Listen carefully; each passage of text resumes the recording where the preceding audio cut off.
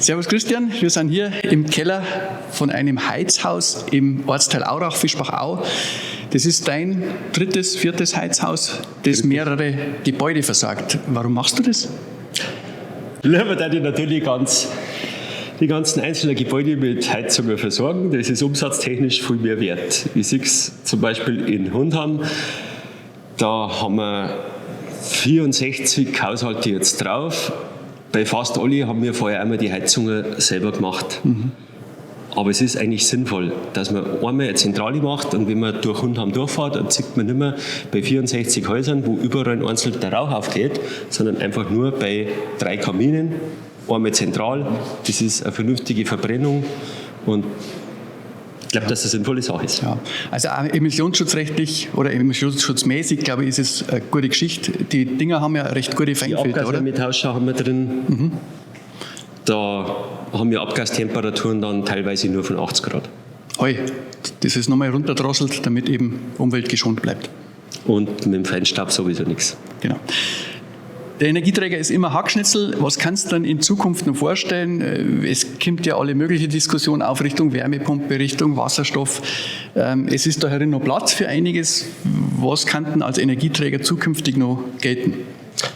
Mein Ziel war das, aber da suche ich einfach nur einen vernünftigen Hersteller, dass wir mal Wärmepumpen kriegen, die was Temperaturen mit 75 Grad war mal das Minimum dauerhaft hinbringt, aber Leistungsbereich 50 bis 100 kW, eher noch 150 kW, dann kann man das über eine PV-Anlage und einen Sommerbetrieb machen. Das heißt, wenn es draußen Sommer wird, nach die Eisheiligen, wird man umschalten, Hackschnitzelkessel raus, Wärmepumpe an und bis in Oktober rein halt die Wärmepumpe. Wird nichts mehr verbrennt und alles war gut. Aber okay. Suche ich noch irgendeinen guten Hersteller, wo man was machen kann. Gibt bestimmt. Hackschnitzel ist ja so eine Geschichte, wir haben im Landkreis Miesbach relativ viel Potenzial. Die Beschaffung, wie läuft das bei dir? Hier in Stauden und in Wolfsee kriege ich es vom Stur. Und in Hundham haben wir einfach kriegen wir Stammware, dann ist ein Häcksler da und da haben wir jetzt eine Trocknungshalle hingestellt. Da können wir selber trocknen, die Hackschnitzel, über PV-Anlage und Solaranlage.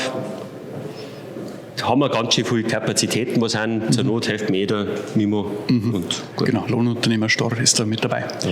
Genau. Jetzt kostet das Ganze da Stangergeld. Du musst ja in Vorleistung gehen. Wie schaut es denn fördertechnisch aus? Gibt es da irgendwas? Wer unterstützt das Ganze? Oder musst du das alles selber stemmen? Nein, früher war ganz gut das KfW-Programm, das haben wir in Hundham und Wolfsee noch hernehmen können, das ist noch gestorben leider. Jetzt hier in Aurach hat Straubing, dass ich es richtig sage, TFZ, hat mich sehr gut unterstützt und durch das haben wir das auch realisieren können. Das heißt, das Technologie- und Förderzentrum Bayern hat ein extra Programm, wo man diese Biomassezentralen gefördert kriegt. Auch. Genau, mit der Fernleitung. Mitsamt der Fernleitung sogar? Teilweise von der Fernleitung. Okay. Starke Sache.